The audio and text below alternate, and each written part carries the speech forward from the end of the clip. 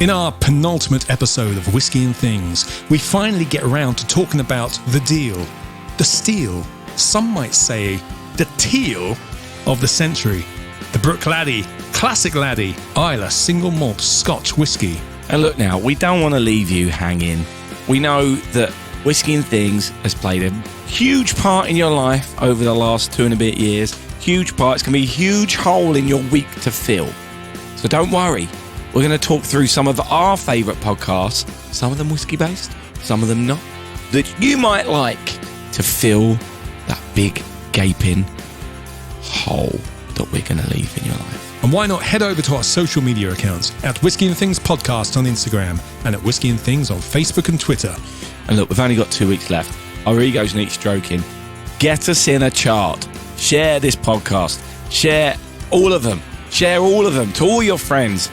We're in some charts, but we're not in our own country's chart. If you're in England, Scotland, or Wales, or Northern Ireland, do us a favour. You're listening to Whisky and Things with Nick Kent and Dave Giles. Oh, welcome to episode 124. I'm Dave Giles. And I'm Nick Kent. Welcome everyone to our penultimate episode. Penultimate. It's a good word, though. I use that in the intro. It's a great word. Like, it's such an unnecessary word. Penultimate. Because it's a long word, right? Just to say the one before the end. Second to last. Second to last, yeah. Yeah. But it's a great word. It's a great word to pull out.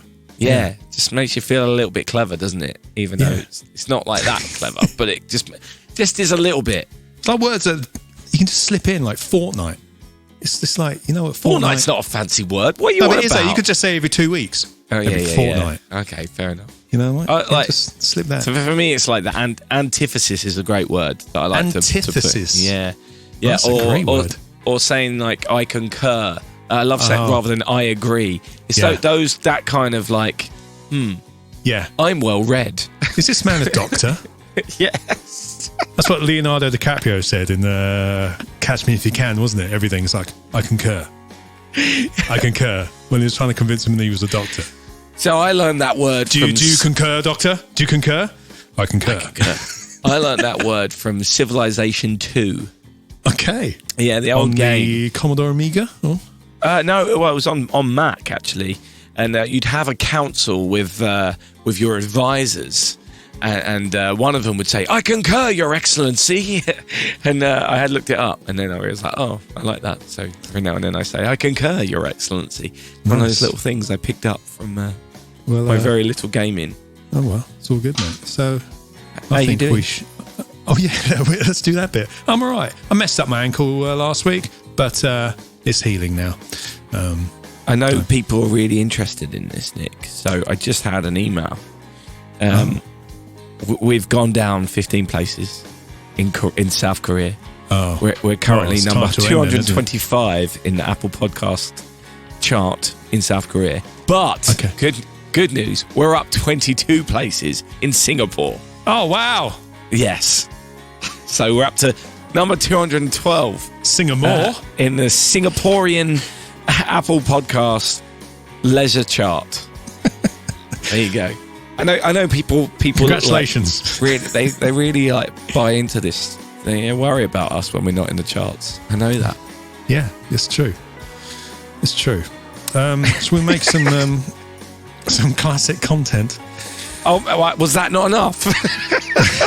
I thought that was it. We're done now. We can turn it off. Yeah. Yeah, all right, mate. Sting me. You concur. Okay. I concur. Oh, was that what you were trying to set me up? Don't worry about it. All right, should we try again? So, shall we pour ourselves some whiskey? I concur, Your Excellency. Actually, no, that doesn't work. Let's pour ourselves some whiskey. I concur, Your Excellency. It is. Yeah. Got to get it right. Wow, this is a great episode. Sting me.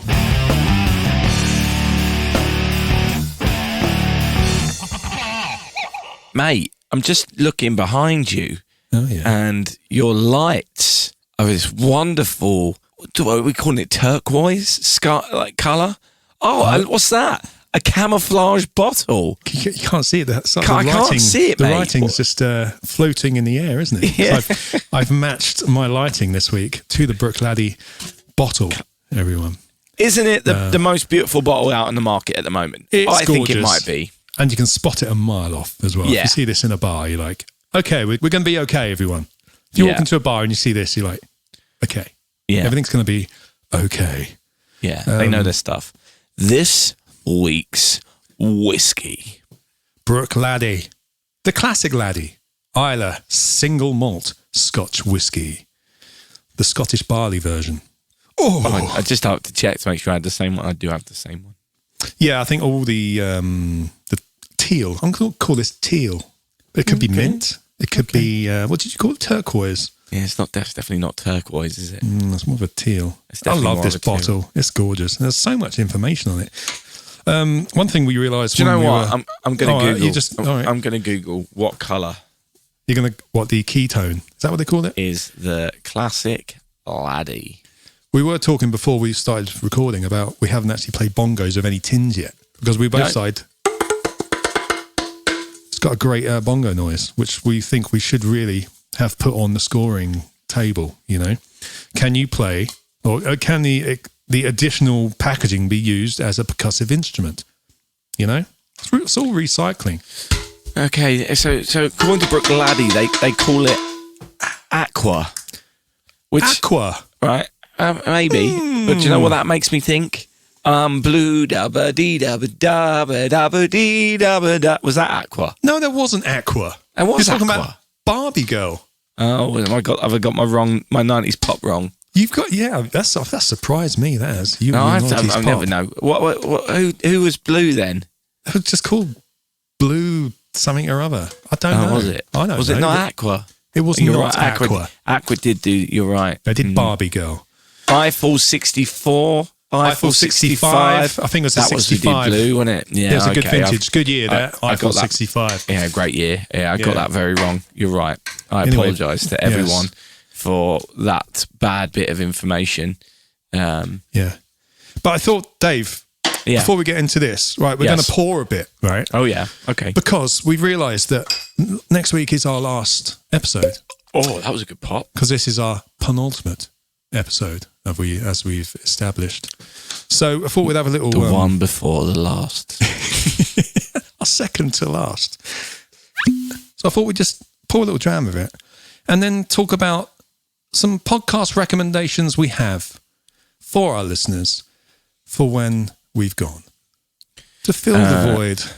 Yeah. Yeah? I think it's really important. Yeah. So I'm going to go with Space and Things.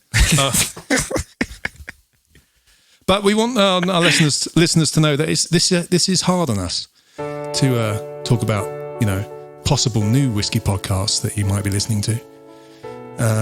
It might take us a bit of time to move on. It might take you guys a bit of time to move on, but we want you to move on, everyone. Yeah, I want you to move on to Space and Things. But one thing we do ask everyone, please don't post photos of you on Instagram too soon of yourselves, enjoying quaint little country walks, listening to your new favourite whiskey podcast, or leaving 5-star reviews while you're having breakfast at a fancy hotel restaurant. That'll be hard to take. It's going to take time for us to heal. So yeah, no pictures on Instagram, please, of you enjoying other whiskey podcasts too soon. We want you to move on, but we need to move on as well. So, but yeah. Do you know what? I don't care. I want to know. I want everyone to post their videos and photos of them watching Space and Things. Okay. Do you talk about whiskey much? Oh, yeah. We have done, I think. No, I'm not sure we have. It was on here that we talked about space, wasn't it? When we talked about the whiskey that went to space. Yes, it was. So, yeah. Anyway, so talk about some whiskey ones. Have you got anything, Dave? Whiskey ones. Well, the only other whiskey. Well, there's 2 whiskey podcasts I've listened to that I have mentioned on here before. One is the Uncorked Whiskey Sessions, and in fairness, though, they haven't done anything for a long time, so that might be done since August 2021. Oh well, there you go. You go. Yes. That was Dave Worthington and Sam Simmons of Boutique Whiskey Company. It was a cool podcast. But they work for a whiskey company, so that's their main thing. And they did the whiskey sessions kind of as an extra little thing, and they're probably too busy. Yeah. So, but it was great. But go listen to those episodes if you want to.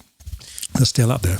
The other thing that I have mentioned on here before, there's another one I've not mentioned, which I will then bring up, which... the other one I have mentioned before is obviously one we've had on the podcast, Dram Fine Podcast, Pamela and Chelsea, right? So they're still going strong. They're doing some shorts now, which is pretty cool. Yeah, little 5-minute episodes where they just do a quick review of a dram. Yeah, it's a good idea. It's a great idea. Now there's one. We've had this guest on. We haven't spoken about his podcast yet, though, Nick. Okay. Vin started a podcast, No Nonsense Whiskey. Yeah, Dram Slam by No Nonsense Whiskey. If you put that in, then you'll find it. 6 episodes so far, 5 episodes of season 1, cool. And I believe season 2 is coming. Oh, okay. He did a tweet the other day saying it's taken a little bit longer to edit, to put it together than he thought, because he's doing it with accompanying videos. Right, yeah. So you could actually just watch it, the whole thing. And as you know, Nick, that would be quite difficult. It is difficult. One, you got to know your stuff. Yeah. You can't. Yeah, because editing is harder, right? Yeah, editing on audio only is a lot easier. Yes. So that would be the 3 that I would suggest, because they're the ones I've listened to. Nice. Yeah. 2 what of those have you got for me? 2 of those are on my list. Oh, really? Excellent. Yes. I've got another female-based whiskey show, which is really good. Whiskey Sisters. I've not heard of this one. Great content on Instagram and stuff. Listen to, they've just finished their first season, 24 episodes. 24? It's not many, is it? Amateur. Come on. Amateur. 24. Only 24 in a season. Yeah, I was thinking the same about Vin's. 5 episodes. And what are you doing, mate? What are you doing? What are you Come doing? on, you've at least got to get into triple digits. Yeah, exactly. Weekly show, triple digits, or where are you? Oh, yeah, exactly. I'm sure there's more longevity in that, the way they're doing it. But yeah. Yes, Inca Larissa and Jennifer Rose. Yeah, just a good little kind of what we do, just banter and whiskey reviews and whiskey news, and they have guests on, and yeah, it's good. Go check that out. There'll be links to all these in the description, everyone. Yeah. Whiskey Sisters. If you want your booze round, head to Inca and Jennifer. Yes. If you want in-depth stuff, though, I mean, not saying that they don't do stuff in-depth, but for me, the daddy of whiskey podcasts is Whiskey Cast, Mark Gillespie. For me, this is the one that's very much industry-based. Yeah, he's on episode... Oh, yeah. He's on episode 963 at the moment. How many? 963. I worked that out. If it's a weekly podcast, that's over 18 years. It can't. He's got to have done multiple weeks, hasn't he? I don't know, but that's insane. It is insane. It's great. It's really cool. He's got a lot of industry insider stuff. Great interviews. Yeah, new bottlings. All kind. It's really good. Mark Gillespie is an absolute legend. I really enjoy listening to his stuff. So that's a cool one. And the thing is, one thing we've always tried to do is, because we were kind of new to whiskey and we were, finding our feet and learning stuff. There's another podcast which does the same kind of thing. Whiskey Noobs. I listened to today. That's cool. Have you listened to it before today, or just not before today. Research? No, I just did a bit of research into it, and I've listened to a couple of bits and pieces of his today. Chris Chapanar, his name is. Chapanar. Chapanar. All right, chap. Chapanar. Yeah, he's got 67 episodes out. Pretty regular. Is he called Chappers? I think he should be called Chappers. We've got Chris Chappers. That's what we're going to call him. Yeah. Yes. It's cool stuff. It's kind of from basic to novice stuff. Like each episode, like some examples are single malt versus blended Scotch. What makes whiskies finish? Whiskey glass shapes. And he has Q&A episodes as well, where people send in questions and he tries to explain stuff. And it's great. It's great. He really knows his stuff. He's articulate. It's just him doing it. It's not him bouncing off people, but I enjoyed it today. So yeah, Whiskey Noobs, everyone. I recommend that one. So nice. Well, have you got any other whiskey-based recommendations? No, they're my whiskey ones. There are some other ones. I tried to listen to a few today. There's loads of great stuff on YouTube, isn't there? That isn't strictly a podcast. Obviously, Jeff Whiskey, our hero, People like that have been out there doing great stuff on YouTube, but it's not quite a podcast, is it? No, Whiskey Vault, Whiskey Tribe. Whiskey Vault, exactly. I love those. They're amazing. You want to be able to watch those and sit down and watch those. But yeah, they've done, Whiskey Tribe have done like a couple of podcast things, but just to test it out, but it never really took off for them, I don't think. I think they tried it during the lockdown pandemic and stuff, so they could be distanced in the room and still do stuff. I think that's what they were doing. But anyway, their video stuff's great anyway. To be honest, I'd rather watch that than the podcast because most of the stuff they do is kind of very visual, I think. But there we go. But that's my whiskey ones. But we thought we'd talk about, just go through some other ones we also liked from other genres, as it were. Whiskey! Time for smacky bot. So what do you, when you don't want to listen to whiskey stuff, Nick, what have you been doing to switch off when you're going for your runs? Or do you listen to podcasts when you run, or is it? No, I need beats. You need beats, do you? I need beats. I need things to get me going. No, I listen to podcasts driving to gigs. Yeah. That's when I listen to it. But, so there's a few. I know you love this one too. Dirty Air. Oh, amazing. The Formula One podcast. Alfie Brown and Josh Weller. Two comedians. So funny. It's quite geeky F1-ish. You can still enjoy it if you're not. Yeah.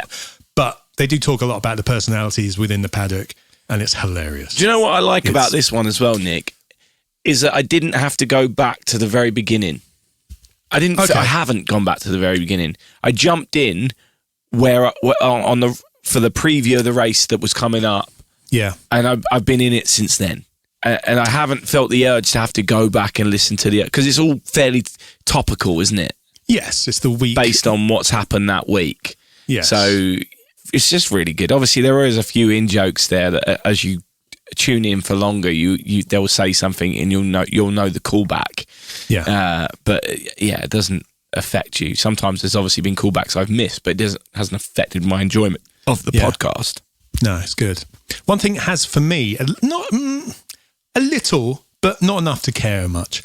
I find a lot of the jokes they tell on the podcast, they've already told at the time on their Instagram feed or Twitter. Oh, yeah. You know, so when they say it in the podcast, for me, it's not fresh. Because it's not landed. It's not.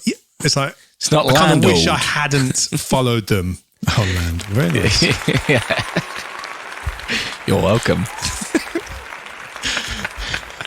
I know what you mean. What else? That's just me. Yeah. It's fan. If you're into F1, you're gonna love it. It's so good. It's so good. The thing is, it's all stuff that couldn't happen in any form of broadcasting journalism. So it's dead funny as a result. Like they do these day in the life of people involved in F1, which are just amazing. Where they just pretend they've written in. Oh, we've had a guest blog post from Jos Verstappen and Christian Horner. Here's a day in the life, and the impressions are so good. Anyway, yeah, it's really pretty good. outrageous, but very funny. Yes, and they're quite. They've snuck up now to about an hour show, which I'm fine with because I'm just driving in the car. But yeah, they're getting longer, which is fine by me. But there we go. So that's the other main one I'm listening to at the moment. Have you heard of the Rock on Tours?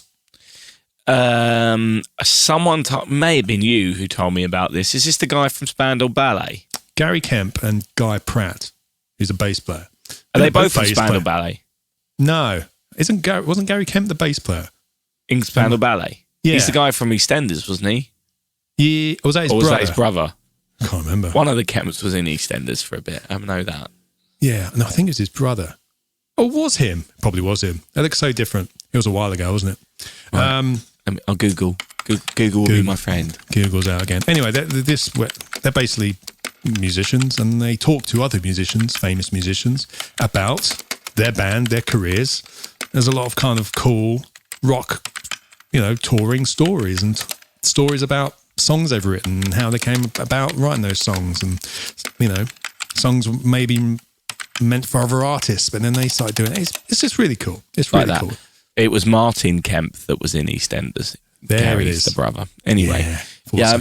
Okay. So I've got one on a similar theme, kind of. It's called Soda Jerker. I've no idea why it's called that. Soda Jerker. Soda Jerker. It's two Scouse guys, who met when they were at Lipper, and they interview songwriter. Soda Jerker, spelled Soda, S-O-D-A, and then Jerker, jerk, as in chicken. Jerker. And Soda Jerker on songwriting. And they've literally had everyone, 232 episodes. And again, you don't need to listen to all of them. You can just go down and be like, oh, yeah, I'll listen to the one with Paul McCartney. I'll listen to the one with Sting. I'll listen to Daryl Hall. They've literally interviewed pretty much every single person you can think of who's ever written a song. Kelly Jones, Kiefer Sutherland, Steve Van Zandt. Kelly Jones was on the Rock on Terroir's one. That was really interesting. So it's obviously focusing on songwriting. They go off the rails on it a little bit. Like they've had David Duchovny on there. They had Jeff Daniels from Dumb and Dumber, and that introduced me to his music, which I've then actually eaten up. I think it's amazing. But I had no idea. So it's been good for discovery, but also the Sting episode was amazing. Like hearing Sting talk about how if he wants to write a song and he's got writer's block, he just goes and buys a new instrument. Which he can't play. No, just a new guitar. He's like every guitar's got, or whatever, but he's like every guitar's got a song in it. So I just buy a new guitar. It's like, because that's really good advice to someone just starting out. I thought it was one of those things where, like, if you can't play piano, you'll come up with something on piano that's completely different to what you would have on guitar because your muscle memory is different, or you don't know how to play it. So that's all true as well. But no, he says that every instrument has a song in it. So every guitar. Yeah, exactly. But there's another one also similar. My friend Rob Lane has a podcast called Straight to Video. Yeah. I've been on there. Danny Groff's been on there. Nice. And he interviews a load of musicians and a few other little bits and pieces, but mostly musicians.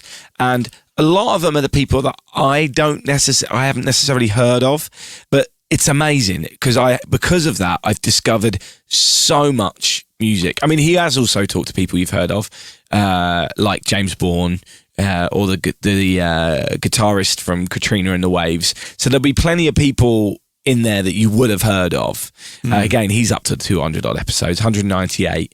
And you can just dip in. But so many people, I'm like, no idea who this is. I'll listen to it. And then I learn about that person, their upbringing.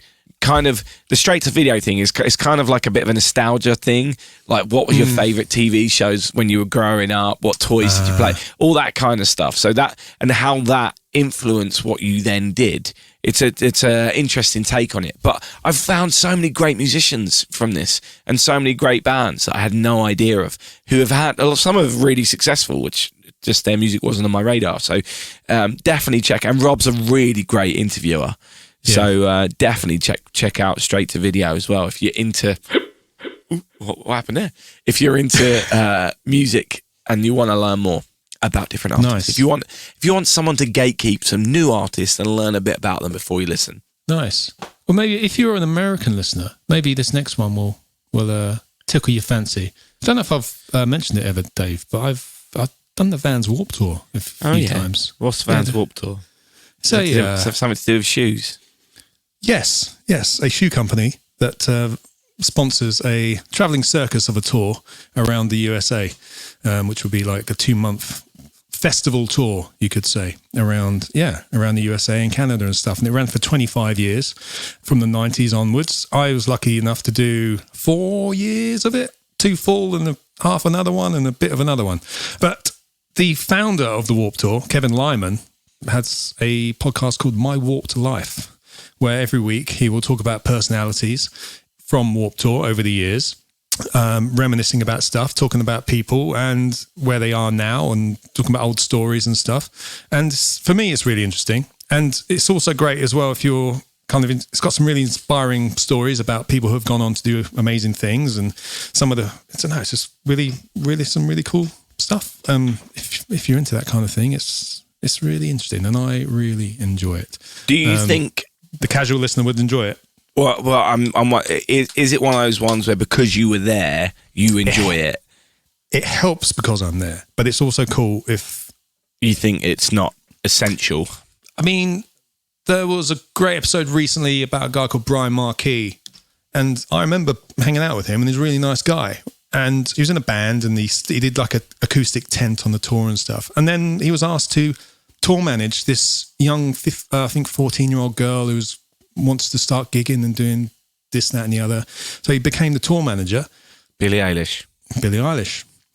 And then somebody else from the tour who I also knew, he's like, well, I needed a guitar tech, so I got him in. And now he's touring with Billie Eilish. Like, wow. It's really grassroots. They've grown up.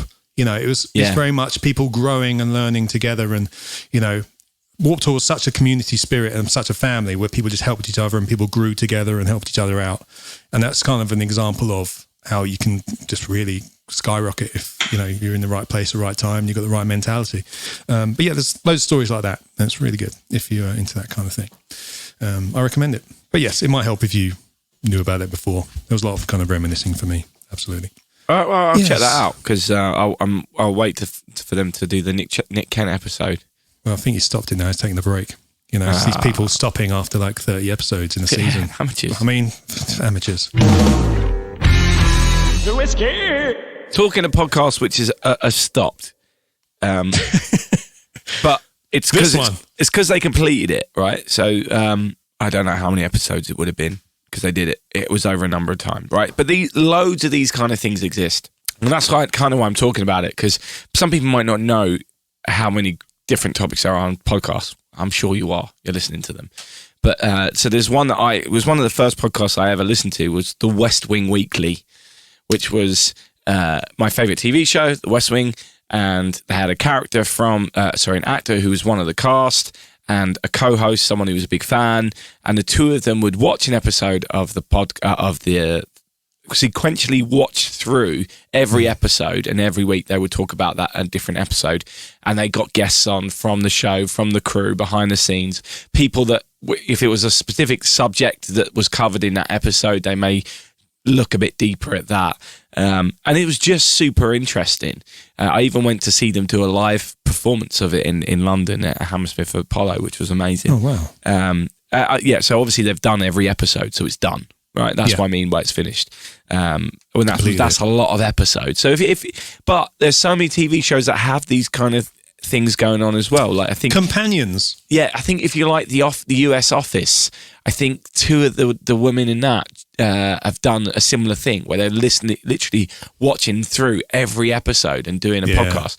And there's a whole movement of podcasts called the Minute Podcast, where it takes a movie and analyzes a minute of the movie until each week or every episode is a different minute of the movie. Oh dear. Wow. And they can get guests on that were at perhaps in that minute. And it's amazing how much that can cover. I bet. And so there was an Apollo 13 one, which is obviously how I discovered that. But they have minute conferences just to people who have done these. It's like a big community of people that have done different movies by the minute. So yeah, if you're into TV or movies, try and see if your favourites have been covered. And maybe, if not, you might want to do your own one, which would be, something to do. But they might not be any good for your favourite things, but those two I really enjoyed. They were really great examples of that. Nice. Well, plenty of recommendations there. I got one more. Have you got one more? Well, yeah, I've got one more, but I was going to leave it. But we can, yeah. Well, I want to. This one's a good friend of mine, Rudy, has started doing one on. It's only on Spotify. It's called The American Swirl, and it's really interesting. And it's quite it's not controversial, but it's out of my comfort zone in many places. So the American Swirl podcast meets at the intersection of Black and Brown America. You've got a Black American and a Mexican American. We discuss everything from pop culture to politics, crime and punishment, religion, LGBTQIA, and all the spaces of Latinx and African American communities overlap. So it's really interesting. Sometimes I don't agree with their opinions on ways forward, but that's fine. But I'm learning, and it's one of those ones where I'm really enjoying learning and listening to and as I say, Rudy's one of my old friends. I love him to bits, and I think it's a really interesting podcast. It does obviously cover some what's going on in America, because obviously that's where they relate. Yeah. But not just that. For example, our friend Josh, he's been on an episode to talk about the whole of when they were doing the Prince Harry and Meghan Markle story was big. They got him on to talk about the monarchy, which was interesting. But yeah, it's interesting enough. Well, it's more than interesting enough. It's really interesting, and it's engaging. And they're two really good people who are living in this crazy time, and it's interesting to hear a different viewpoint from people with completely different backgrounds to us, and how that affects their opinions or their thought process behind certain things. It certainly opens your eyes to a lot of things, and I've thoroughly enjoyed listening to it. I look forward to every time there's a new one. Oh, excellent. Yeah, it's good sometimes to listen to, just broaden. Even if you're kind of just sitting there, maybe not with an opinion, but you can kind of, well, as you said, listen to other people's and try and understand how they came to theirs. Well, let's be honest, every single podcast we've mentioned has been a white person. Well, I'm not sure, actually. There was the two girls, I don't know, I can't be sure for certain. I've assumed their skin colour, Inka and Jennifer. But everyone else is very white. And Chris, I have no idea if Chris Chapinar is what. But anyway, I didn't bring those to the table. But I'm assuming they're all very white. So it's certainly interesting hearing from different voices. Absolutely. I've got another white person podcast. Oh, excellent. Again, I'm sure their guests are varied, though. High Performance Podcast. It's hosted by Jake Humphreys. Remember him? He used to be on the F1. He used to do the F1. TV. He did do the F1. And Professor Damon Hughes. They, as I said, High Performance Podcast. They basically interview successful people about their mindset and how they've got to where they are. Different stories and stuff. They have sportsmen, sportswomen, CEOs, entrepreneurs. They have, they've had F1 people on Toto. Christian Horner's been on it, Dave. That was a great episode. I really enjoyed that. Skip that one. I'm sure you'd love that one too. But yeah, I recommend that, everyone. It's quite inspiring, some of the stories. When you realise that a lot of the most successful people didn't have a clue what they were doing. They were just blagging it, just on a different level. I'm just going through the list of guests. It's very cool. Lots of huge names on that. So I think I'll check that one out. That sounds good. I enjoy that one. Cool. Excellent. Should we talk whiskey now? Should we get back to talking about whiskey? We've done plenty of things. I think we should. I concur. I don't know if that works in that context. Yeah, it does. I'm concurring. Yeah, excellent. Consider me concurred. You're listening to Whisky and Things. These British people talk funny. All right, so now can I do the old this week's whiskey thing, Nick? Because I did it earlier already, but we didn't. Did we talk about it then? Well, I don't know. We introduced. And then we introduced. So we don't have to do it now, do we? Done it already. I've been drinking it while we've been chatting about our me podcast too. So and stuff. Let's get back to this week's whiskey. The Classic Laddie. Classic Laddie. Islay single malt Scotch whiskey in this beautiful teal, I'm going to call it, bottle. Aqua. Oh, I've already poured myself another little dram. We talked about Bruichladdich before. First time we properly had this was at the whiskey show, where we met Abby from Bruichladdich at the stand. And we had a few of their whiskies, and we're very impressed by this, and we've been wanting to get around to it for a while. We both have a bottle. We both have a bottle. Mine was from my parents for my 40th birthday. Thank you, Mum and Dad. I treated myself to this. And his was from thank you, Dave. Yeah, thank you, me. Yes. We've done the Bruichladdich before, episode 82. We did the 11 year. It was a single cask. It was. Thank you, Jen. It was the Water of Life edition. Yeah. Bruichladdich also make... The distillery of Bruichladdich. Yes, the distillery of Bruichladdich also make Port Charlotte and Octomore. Now, most people think of Islay whiskies as being really peaty, but Bruichladdich, the Bruichladdich bottlings are not. They're not peated. So they make Port Charlotte, which is heavily peated, and Octomore, which is incredibly peated, that's how they satisfy the peat monsters out there. Yeah. And they're amazing. We tried those too. Well, we've done that, but already we did the Port Charlotte 10 year on episode 39. Many moons ago. Distant memory. Yes. And we also tried some of the Octomore at the whiskey show as well, and it was so good. We're not going to go into ppms, parts per million of peat, but it was skyrocketing the parts per millions of peat in the one we had. But it didn't blow your head off. It was just flavour, wasn't it? It was wonderful. It was. And hey Nick, have you had your Dave, have you tried your peated candle yet? No, I haven't. It's not really been the weather for candles. I know it hasn't been. I got Nick a scented candle from the Isle of Skye. Peat, is it called Peat Bog or something like that? Hang on. Peat Fire, I think it is. It's called Peat Fire. There it is. I just said that. I'm not joking, right? Oh, did you? Okay. Yeah. But it's partially melted just from the hot spell we had. Oh, wow. The top was all like sweating and liquid. Or during the old 38 degrees we had in Manchester. You know, they wouldn't let us have the 40 degree. We're not old enough yet. But, it's properly smoky. Let's put it that way. But no, I have not. Yeah. You got one? I've got one as well. It's more of a winter thing, isn't it? That's something you're going to want to get going in the winter. Yeah. I've got another whiskey candle here from the Gruffs. Oh, yeah. They got you a whiskey candle. It's my birthday a couple of months ago, wasn't it? Surely that's a present for me, not for you. Man, I bang on about whiskey candles. Cheers, Gruffs. I had a birthday too, you know. Anyway, Bruichladdich. Outrageous. Let's talk about this again. Yeah. You just put your foot right in it there, haven't you? Me? Yeah, big time. You definitely have. Thought he was my friend. We used to be friends a long time ago. Right, let's talk about some boring stuff. Bruichladdich was built in 1881 by the Harvey brothers. And at the time, it was a state-of-the-art design. Oh, yeah. Unlike other Islay distilleries, which are developed from old farm buildings. It was built from stone from the seashore and had a very efficient layout built around a large, spacious courtyard. Whoa! Just thinking about that, mate, excites me, doesn't it? Yeah, sounds good. It does, doesn't it? Yeah. They had uniquely tall and narrow-necked stills to make some epic liquid. Put it that way. The Harvey family had it in their possession until 1936, but it eventually ended up in the hands of White and Mackay, and they closed it in 1994. Boo! And they mothballed it, mate. But then it was eventually purchased by a group of private investors.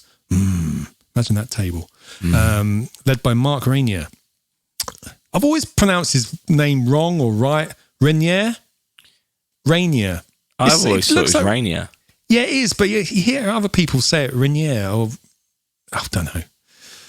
It's only 124 episodes. I shouldn't get it right. Doesn't matter. Anyway, it doesn't matter, does it? In December 2000s, anyway, he brought in Jim McEwen, we've heard that name many times, as master distiller and production director. He worked at Bowmore since he was 15 years old. We've talked about that in every episode ever, probably. Certainly everything that's about Islay, probably. Yeah. Anyway, they dismantled and reassembled the entire distillery with the original Victorian decor and equipment. So they didn't computerize it and stuff. They're still using the same machinery that the Harveys used back in the day. Nice. It's all just people using dipsticks and, flotation devices and all that kind of stuff. They sold it for a mint, 58 million. That's a nice holiday, isn't it? Yes. Head distiller is now Adam Hannett. If you want to know more about this story, watch The Water of Life, because it's all covered in that, which we spoke about at another point. Yes. But yeah, really, you'll learn about the culture of the distillery and the community and how it all works and what they did when they reopened and all that kind of stuff. It's really interesting, and it does make you want to try anything from this distillery. It was so romantically put in that movie that it gives you a soft spot for it. But at the same time, the liquid is phenomenal. Do you agree, Nicholas? I concur. Your Excellency. It's a 50%er as well. Yeah, you feel it as well. It's a 50% that you feel. Not too much though. It's a good flavour-based 50%er. No age statement. Cask type. Here's the weird thing. It doesn't put anything on there. Here's the thing, right? Here's the thing. Well, it's non-chill filtered, non-colouringed. Not that you can see the colour in the bottle, which is great, right? That's another cool thing. Right, listeners. Right. The 1 week we decide to do this, Bruichladdic's effing website is down. So, and I remember it being really cool. I remember having all the different history, like the bottles going all the way back. And they used to have ridiculous bottlings. They used to like release bottlings for any excuse. Like in some lock, they found a yellow submarine. So they released a yellow submarine version and all this kind of stuff. But yes, it's been down. So, but one of the cool things about this is there's a little code, Dave, on your bottle. Oh, yeah. Yeah, on the back, there's a little code. There's like a 5 or 6 digit code at the back. Yeah, and you put that into the website, and it will reveal the batch recipe for that particular bottle. Because Classic Laddie is made up of around 76 different casks, spanning 4 vintages, and over 7 cask types and 3 barley types. That's what goes into the Classic Laddie. They're all going to differ slightly. So if you put those digits into the website, it'll tell you exactly what's in your bottling. So I think it's wicked, but it's getting down at the moment, so we couldn't do it. But listeners, I'm sure if you have a bottle, by the time it's coming out, by the time it comes out, this episode, by the time this website, what a dick. By the time this episode comes out, it should be up. Told you it was 50%. Yeah. Someone's had 2 glasses. Yes. This is their version, which is made with 100% Scottish barley. They do another one, which is just made from Islay barley as well. That's not a Classic Laddie, that's a Bruichladdich bottling. And it's all local stuff. There's local farmers. As you said, it's very much a community-based distillery, this one. Do they do their maltings on site, Nick? Do I remember something about that? I don't know. Or were they talking about doing the maltings on site? Don't know. Answers on postcard. We can't check. Yeah, malting. Googling. In April 2019, a news article went up saying Bruichladdich is to build its own on-site maltings by 2023. Okay, as part of a plan to close the loop on all Islay production processes. So that makes sense. I knew I'd heard that.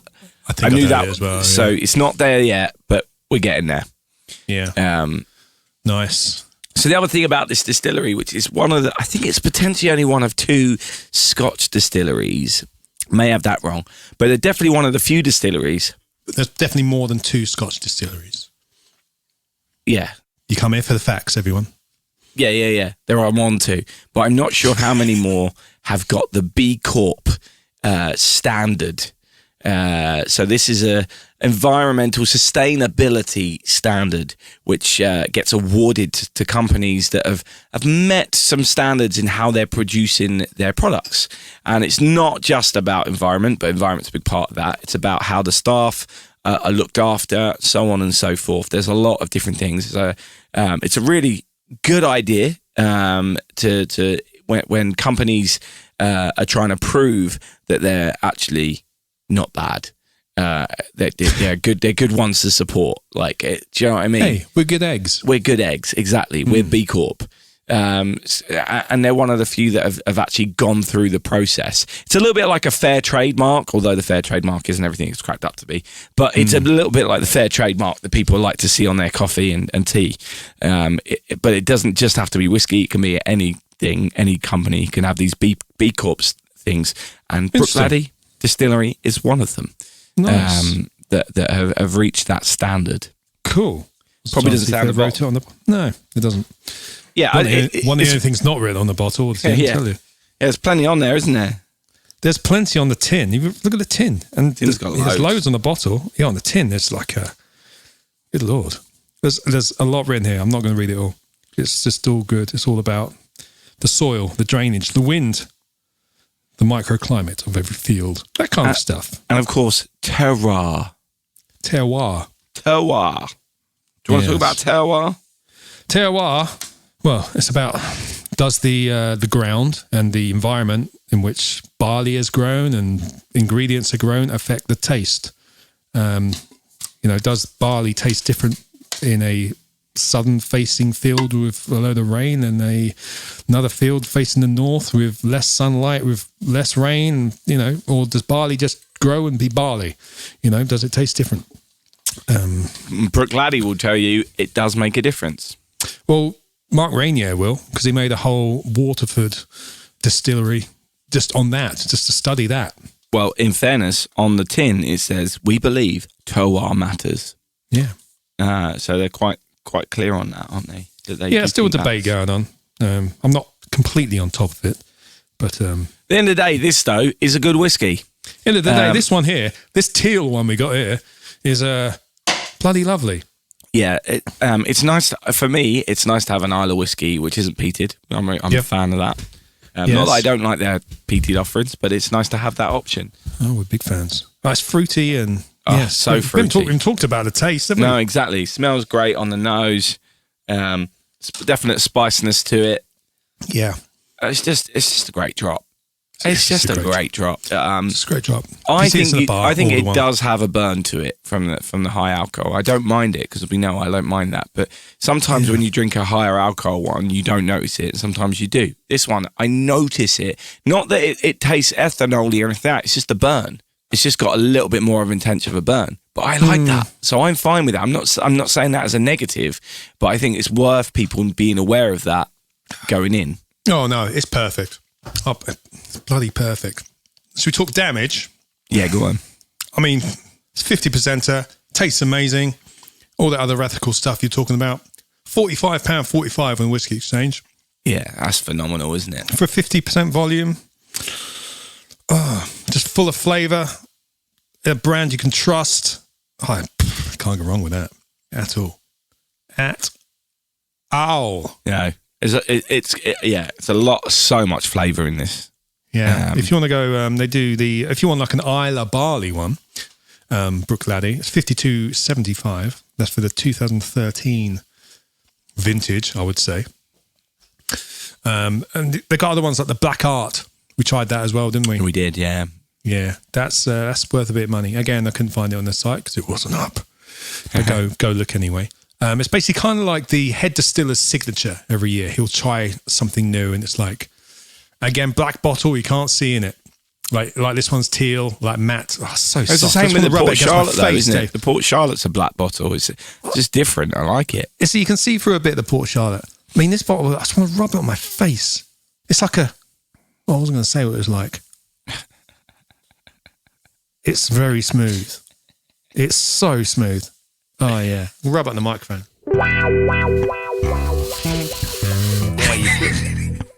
Yeah, you like that? Is that the first time you've rubbed a bottle against the microphone? I think it is. It's the first time I've had the 124. 124 episodes. First time on this do. Oh, yeah. Dave, can we just... I might have to put the laptop down for a second. Nick's special time has a new meaning when it comes to Bruichladdich. We've got any slap bass? Yeah. Anyway, it's getting weird. So, I think we should sign off. Cheers. Thanks for coming, everyone. Mate, I appreciate that, but we've got to do the scoring. Oh, yeah. Okay. Don't worry, I'll see you later. Yeah, well, don't worry, we'll reignite this later, yeah? Yeah, don't worry about it. Oh, yeah, you look great. Yeah. What, you want me to take your top off? Okay. Oh, yeah. No, it's naughty. You're listening to Whisky and Things with Nick Kent and Dave Giles. Second. It's gone in at second, mate. Number 2. I gave it a whopping 91.43. Yeah, David. do you know what's the fourth time you've given it that? Given a whiskey that score? That's your highest mark that you've given, and you've done it 4 times. Yeah, but it's 32 out of 35. Just seems to be how it works out. You gave it a 85.71, which gives giving it an average of 88.57, which puts it in second place. Second, yes. I gave it a bonus for visual because I wanted to rub it on my face. I also gave it a bonus for visual, but not for that reason. The colour. I feel like the last few weeks our averages have jumped up. We've certainly done ones we like.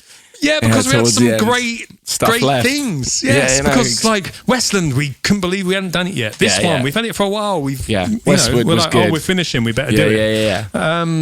Yeah. For sure. We've saved the best to last. What are we doing next week, everyone? Who knows? What are we doing next week? I think it's going to be horrendous, but never mind. No. I'm not excited by it at all. You'll find out next week. I am. No, I'm not. No. It smells great. Yes. But anyway, this smells great. Oh, beautiful. Yeah. Right. Great drop. Great score. Thoroughly Highly deserved. recommend it, everyone. Yes, Yeah. absolutely. Get yourself a bottle. Yes. Even just for your shelf, it looks good. Do you know what I mean? Yeah. You can't see how much you got left. That's the annoying thing. Oh, yeah, there you go. Maybe I should take that bonus point off then. Maybe. But whiskey's for drinking. Yeah. Whiskey is for drinking. For sure. It's not even a hold up in front of the light one. You cannot see through this. You've got no idea, have you? No, maybe you can look downwards. Oh, what's that? You want me to rub you on my face again? Okay. You can't really tell. No, you can't. It's a mystery. Probably the angle of your latest pour might give you a bit of a... i.e. pour another one to see how much you've got left. What genius marketing that is. Anyway, 45 quid. Come on. If you can afford it. Absolutely. There we go. Anyway, all right, then, let's wrap this up. Shall we? I don't think we need to do any other business this week, Nick, because we've already recorded for an hour long. I'm sure you'll cut it down a little bit. But oh, lovely. Have you got anything you wanted to talk about? Not really, no. All right, then. You've had your share. I've had mine. I've had mine as well. You've had mine. Cheers. You've had ours. Thanks for coming. Cheers. Thanks for coming. Thanks for coming. Thank you very much. Thank you, Miss Pez. Thank you. Whisky and Things has been brought to you by And Things Productions.